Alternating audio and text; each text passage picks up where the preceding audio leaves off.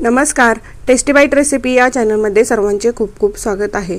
आज आपण पाहता क्षणी खावीशी वाटणारी अगदी झटपट बनणारी मसाला भेंडी बनवणार आहे।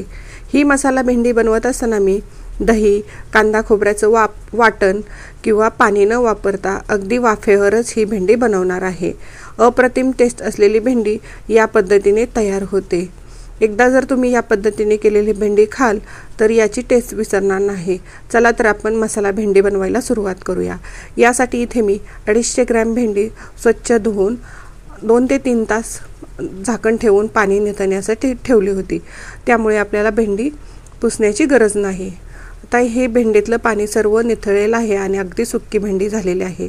त्या भेंडीकडचा पुढचा आणि मागचा भाग थोडासा कट करून घ्यायचा आणि बरोबर मधनं याला काप करून 1 ते 1.5 इंचाचे असे काप करून घ्यायचे आहेत। बघा, अशा या पद्धतीने इथं मी सर्व भेंडी अशी कट करून घेणार आहे। भेंडीमधून कट केल्यामुळे आपल्याला या भेंडीमध्ये मसाला भरत बसावा लागत नाही।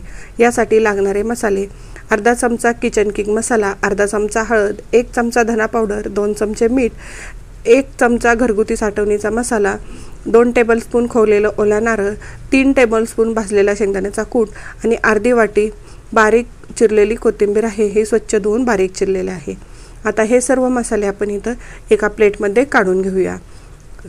भाजलेला शेंगदाण्याचा कूट, ओलं खोबरं, तसेच इथं घरगुती साठवणीचा इथं मी लाल मसाला घेतलेला आहे। जर तुमच्याकडे असा घरगुती साठवणीचा मसाला नसेल तर तुम्ही इथं कांदा लसूण मसालाही वापरू शकता।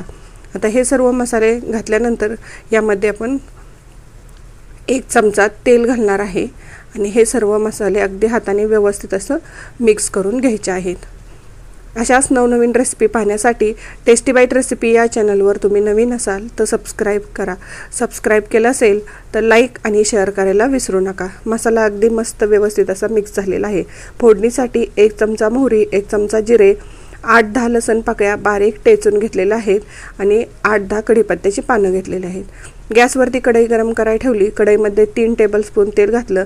तेल गरम झालं की त्यामध्ये जिरे मोहरी घातलेले आहे। जिरे मोहरी तडतडली की त्यामध्ये कढीपत्ता आणि बारीक टेचलेला लसूण घालायचा आहे।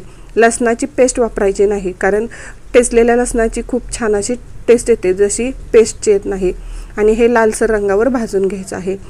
भाजून झालं की त्यामध्ये आपण जी कट करून घेतलेली भेंडी आहे ती सर्व भेंडी घालायची आहे आणि गॅसची फ्लेम लो टू मिडियम ठेवून आपण साधारणपणे 2 मिनिट ही अगदी व्यवस्थित अशी तेलावरती भेंडी परतून घेणार आहे।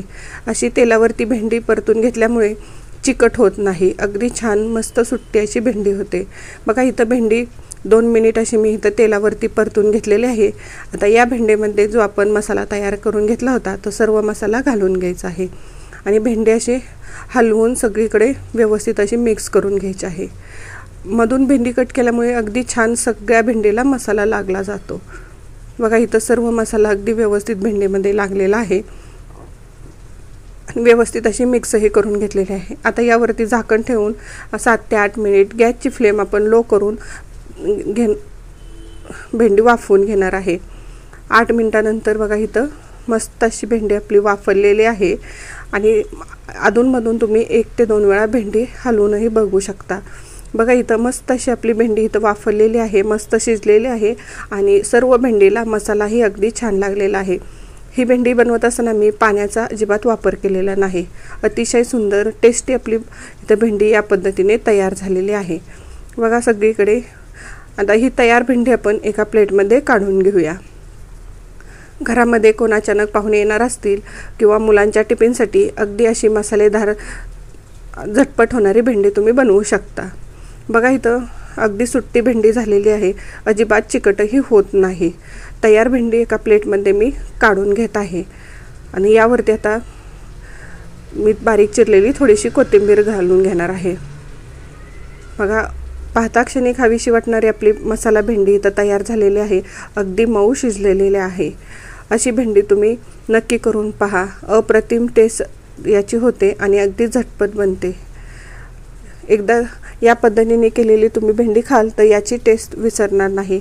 अशाच नवनवीन रेसिपी पाहण्यासाठी आपण पुन्हा भेटूया। थँक्यू।